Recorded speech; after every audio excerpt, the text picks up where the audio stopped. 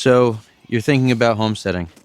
This video, we're going to go over some things that may be overlooked and reasons that people may actually fail at starting a homestead or maintaining it and keeping it going. Reason number one homesteads fail is money. These cost money. Those cost money. That shelter costs money. This hay storage shed costs money. These beehives, both the bees and the boxes, cost money. These peckers cost money. The coop, as well as the run, both cost money. Quail, coops or hutches, and the birds themselves all cost money. This good old welded wire fence, as well as cedar posts. Guess what? Money. The shed's right there. I got 2 of them for storage, whether it's for our freezers or for extra feed and storage of bee boxes.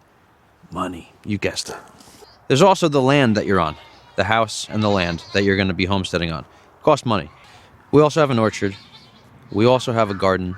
The trees cost money. The fertilizer for the trees cost money. The soil that we brought in cost money, as well as the compost that we put in yearly, as well as the peat moss and fertilizers and the seeds even that go in that garden.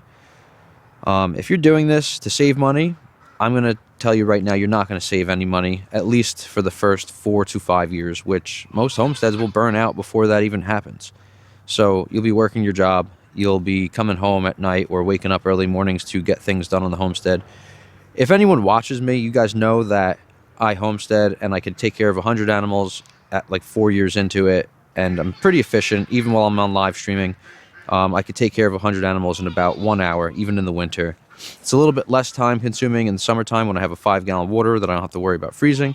But in the winter, I gotta, tote 5 gallons at a time over 4 gallons at a time, as well as my camera and all that good stuff. I think the least amount of time that I was able to do all the morning chores in the winter was about 25 minutes.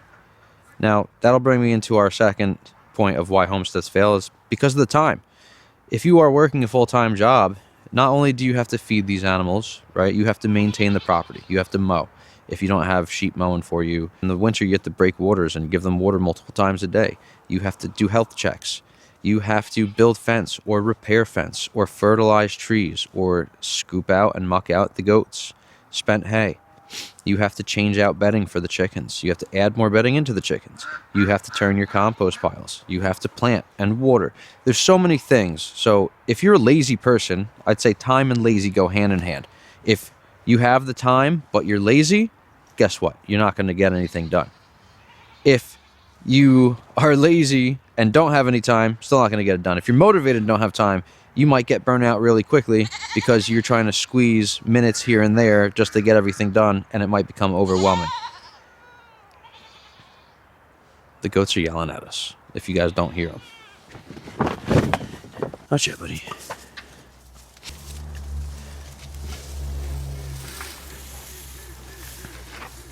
So, if you don't have the money to invest, the time and commitment to put in, the third reason is going to be people start homesteading because they think it's trendy. Look at this. I'm out here, it's 22 degrees, and I'm lifting up bales of hay, walking them over to the goats on patches of ice. How trending is that?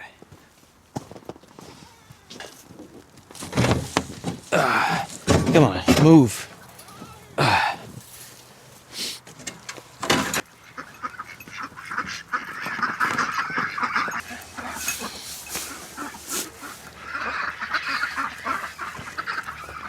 So, everyone always sees the trending stuff on YouTube and TikTok of the cute baby goats. They don't see the farmer slipping on the ice and falling in a pile of manure. They don't see the goats when they're milking and them stepping into the full quart of milk and wasting the entire thing. The farmer has to go inside, dump it, rinse that bucket, or have their secondary pail with them.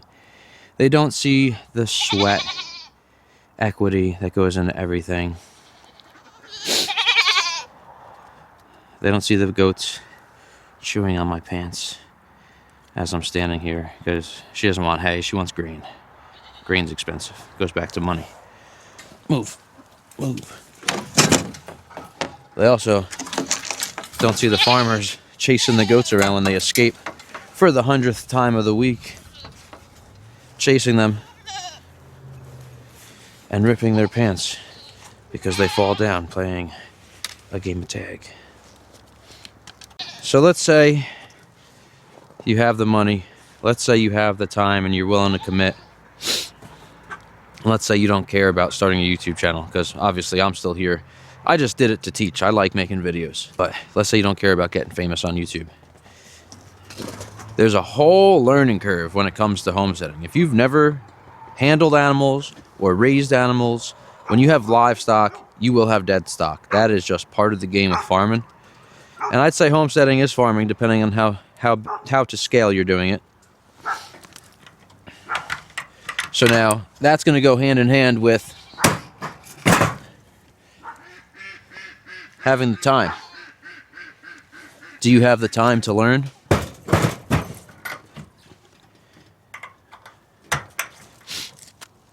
And I'd say probably, if we're made it this far into the video.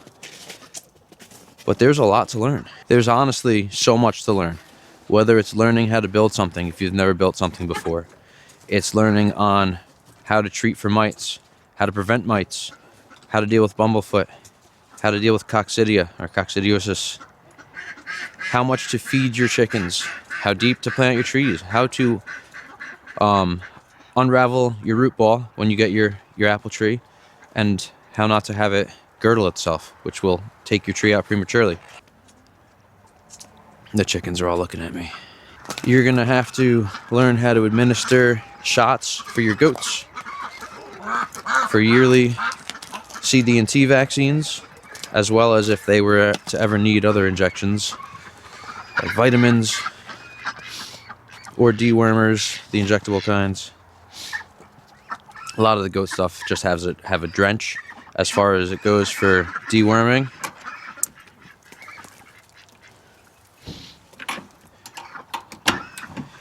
But if you don't learn these skills, you're going to have to hire a vet. It goes back to our money situation. That costs money. When a CD&T, I can get a bottle of it for 15 bucks, and that will vaccinate all 5 of my goats for the year. And it's like $1 a syringe if you can order them on Amazon. Pro tip, if you are going to get goats where you do have to give injections, make sure you get the Lure Lock syringes. They screw on and they don't pull off. When you stick a goat, especially when you're new to it, they're going to buck around, and those crappy ones that just press on, if they're not pressed on hard enough, which I find a lot of the times they are not, even when you do press them on, that goat will buck left and right, and you'll find yourself either almost sticking yourself or having that needle pop off, and you just have to start all over again, which is a big pain in the ass. Another thing that you might not know about is apple trees. How to prune, when to fertilize, how to stop it from fruiting for the first 4 years, because you really should let the plant develop on the root system as well as the above ground system, branches and leaving and everything like that. So they say that the best time to plant an apple tree was 10 years ago. The next best time is today. Now, here's the thing. You plant it today, because if you're starting off, you're going to need to wait 4 years. That's time. Everything in this video is going to go hand in hand. Do you have the money for it? Do you have the time, the commitment, the knowledge? And let's get into our last topic of failure. Because believe me, you will fail. And if you're not okay with failing, then you're definitely not going to be okay homesteading. Because we didn't have really our first fails until about year 3, probably year 3, when we lost 6 ducks in one night to a fox attack. And we lost our favorite ducks. It was devastating. It happens, unfortunately. You're going to deal with predators. You're going to deal with trees falling onto fence line. You're going to deal with your ride-on tractor or mower breaking and having to fix it. And if you're trying to homestead and be as self-sufficient and self-reliant as possible, you're going to want to fix all these things yourself. Because you'll be able to fix a tractor with a broken spindle for about 50 bucks, 100 bucks, versus if you had to pay someone, you're looking at like a $200 repair. Same thing. If you have a car, fix your own car, save money. Today's economy absolutely is terrible. And when you invested time, so a chick is, right, to raise a chick, if you're investing the time to raise that chick, you're looking at a $5 to $10 investment, depending if you get it from a breeder or from Tractor Supply. If you're going to raise them organic, you're looking at 6 months of organic feed, about 85 cents a pound if you have a tax exemption. So if you don't have a tax exemption, you're looking at about 89 cents per pound, which is incredible. That's huge expense. You could raise them for about 40 cents a pound on the grower. Price difference if you're raising organic versus not is a huge price difference.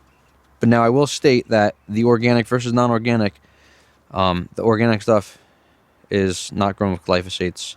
And if it does have any like broadleaf killers, it's like an organic method. So it might be vinegars or different things that are approved under the USDA organic standards. Just note that. So anything that your chickens eat, if it's a shitty feed that was sprayed with glyphosates to grow it, you're going to be getting that residual in their eggs. It is just a thing. So if you're worried about glyphosate and you're doing this for health, which most homesteaders are doing it for health, just know that you're going to want the best of the best. I'll tell you right now, you're not going to beat out Vital Farms' $10 a dozen with your eggs. You might once you have enough chickens, but to make money with chickens is you need a lot. You need a lot of them. Each bird is probably about a $50 to $60 profit margin per year. So it'll cost you about $60, $70 a year to feed them, organic that is. And you're probably going to produce, let's say, 200 eggs a year, a little over 15 dozen. If you're selling them at $8 a dozen, you guys do the math. I'll have a chicken video or how to make money with chicken video coming up soon. And then you have to feed them in the wintertime. So I think I'm just rambling at this point. But if you have the money, great. If not, you're going to be pleasantly surprised when you find out how much everything costs. Whether you're building it yourself or buying everything yourself. Getting all the feeders, just on these 6 quail cages, I'm looking at $5, $10, $15, $30 in waterers, and that's the summertime waterers. Probably another $12 of winter waterers, where I take like a little shoebox, cut holes in them, plastic ones, put water in it like that. And then your feeders are about $5 each, and depending how many quail you put on each, you'll need 1 to 2 feeders, which is that's $10, it's $30, $60. So you're looking at over $100 in just your water and feeders for 2 towers like I have for my quail. It's a big expense. It everything adds up. Fencing, you're looking at about $200 for a 100-foot roll. It could be more if it's a taller fence. It could be less if it's a smaller fence. But I've seen the fox jump our 4-foot fence on the other side of the pasture, no problem. A 5-foot fence, they don't really go over it, but they do go under it. So pick your battles. You can have electric line, that costs money. Electric charger, that costs money. If you have a solar charger, it's the initial for the solar, but those batteries die every couple of years. And then if you were to do a plug-in charger, where it just plugs right into an outlet, well, that costs electricity, especially if something grows to it and touches it, and it starts grounding it out. As soon as you hear that ticking, that means something is grounding on your line, which is costing you electric bill. Anyway, guys, I hope I haven't persuaded you to not homestead, but I hope if you weren't thinking of these things, I hope it's now in your head that it can be hard. I encourage everybody to find a local farm and see if you can volunteer for a day to see if you even like it. It sucks being out in the garden, 95-degree heat with like 80% humidity, planting tomatoes or harvesting tomatoes. It sucks when you have to mow when that's that hot. Or if you're pruning the orchard and it's the beginning of March when you're supposed to prune and it's like a 0-degree day, because that can happen by us in March. Might be different in the areas you're from. It sucks breaking those waters out multiple times a day in the winter. Yeah, if I tell you guys what I spent on feed just at Tractor Supply, I'm looking at $6,500 this year. And another $1,200 on hay. It's a lot of money. And wow, the moon looks great. It is a lot of money. But we are trying to raise good, clean food for our family.